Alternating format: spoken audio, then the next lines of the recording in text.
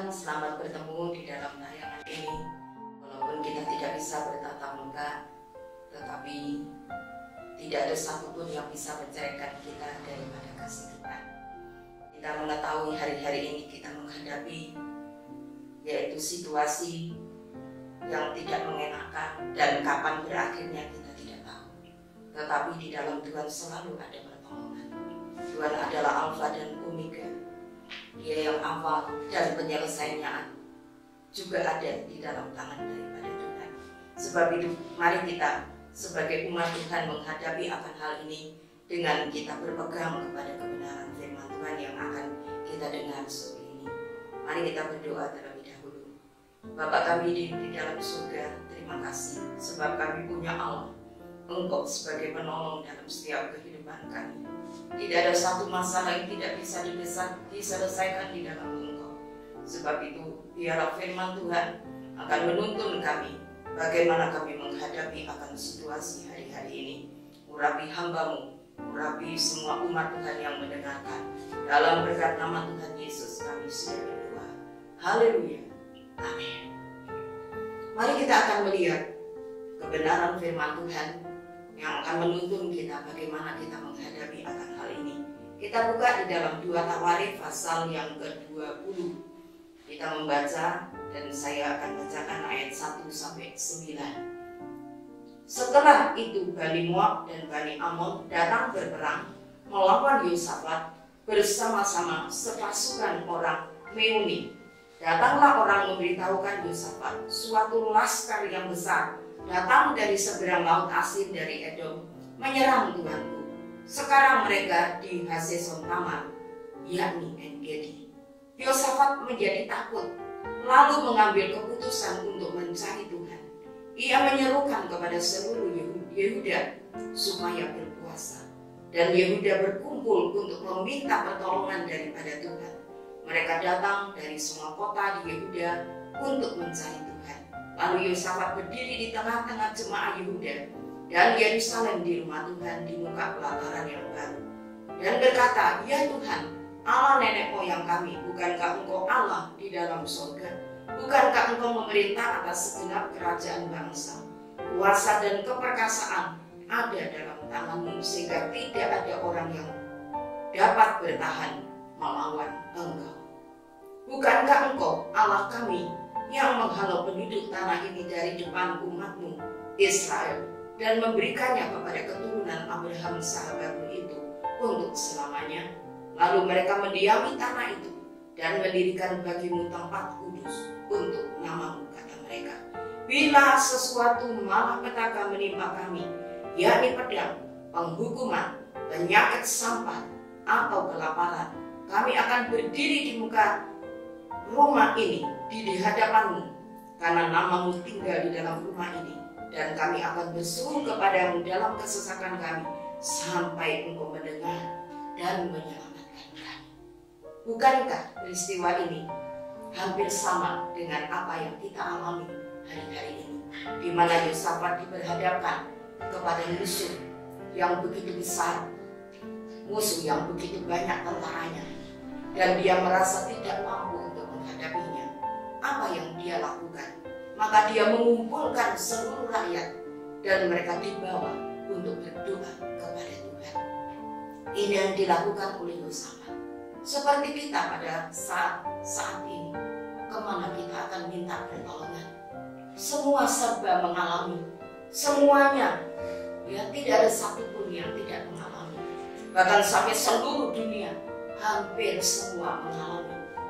Dan kita tidak dapat berharap kepada siapapun. Kita tidak dapat meminta pertolongan kepada siapapun. Pemerintah sedang bekerja keras dan belum menemukan solusi apa yang dapat menyelesaikan masalah kita hari-hari ini. Tetapi sebagai orang-orang percaya kepada Tuhan, mari kita meniru apa yang dilakukan oleh Raja Yosafat.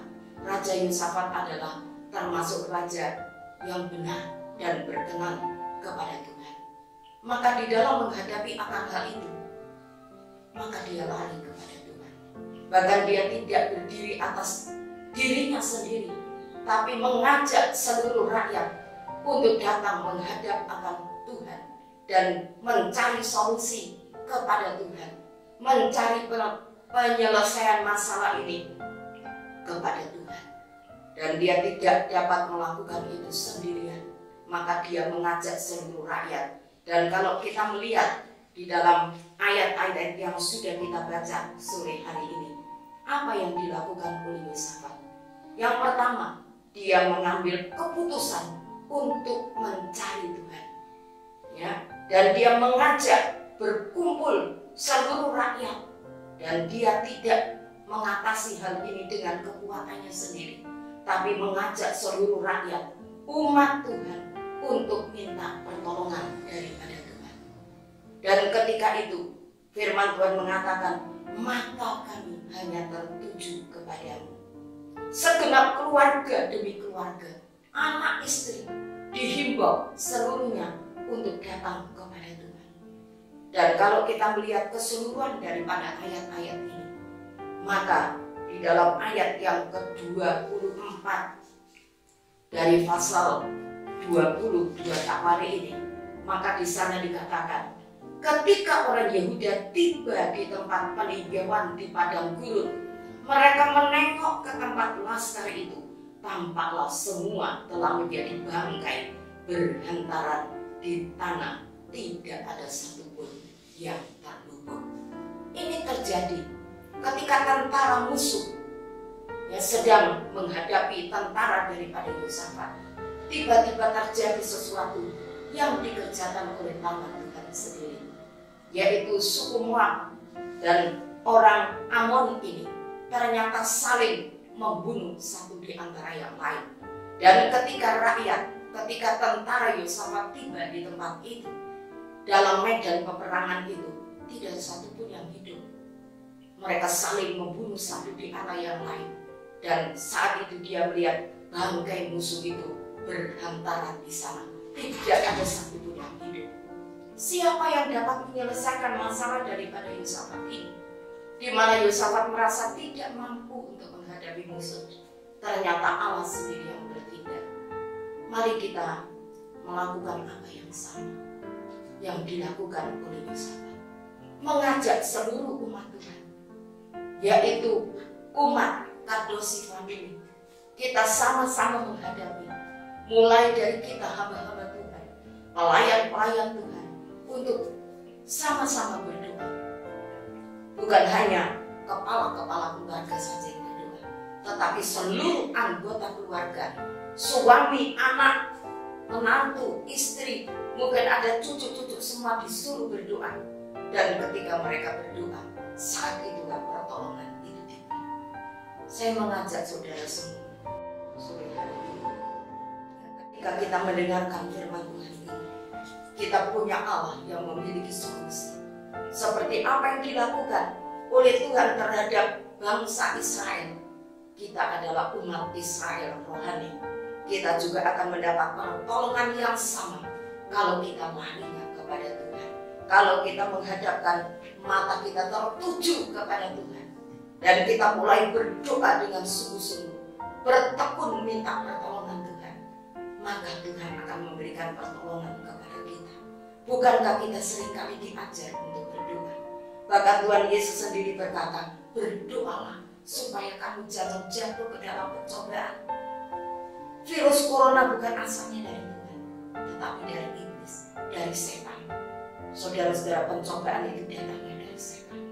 Tetapi kalau kita berdoa, Tuhan Yesus sendiri mengatakan kita akan terluput daripada pencobaan itu.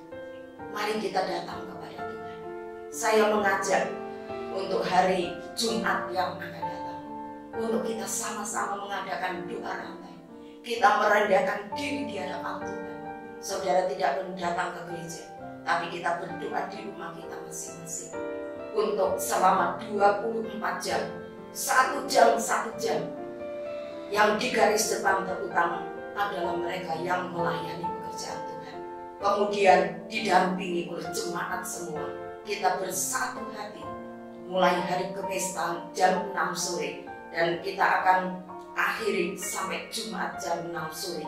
Kita sama-sama berdoa masing-masing di rumah kita masing-masing, dan memanjatkan doa ke hadapan hadirat Tuhan, supaya Tuhan yang menyelesaikan masalah kita sore hari. Kita menyelesaikan masalah kita hari-hari ini yang terjadi. Saudara-saudara, saya percaya bahwa kebenaran firman Tuhan itu dapat menuntun kita untuk kita menemukan solusi kapan COVID-19 ini akan berakhir. Tuhan akan memberikan pertolongan kepada kita.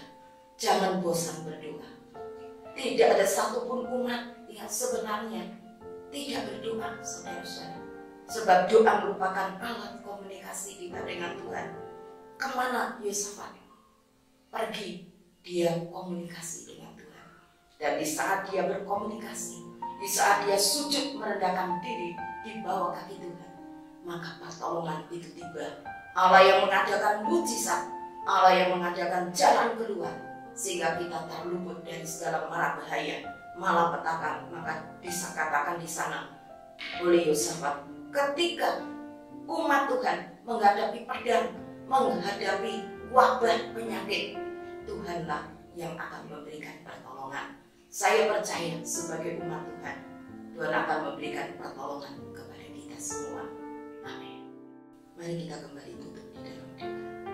Tuhan, terima kasih sebab di dalam segala perkara Engkau memberikan solusi kepada kami.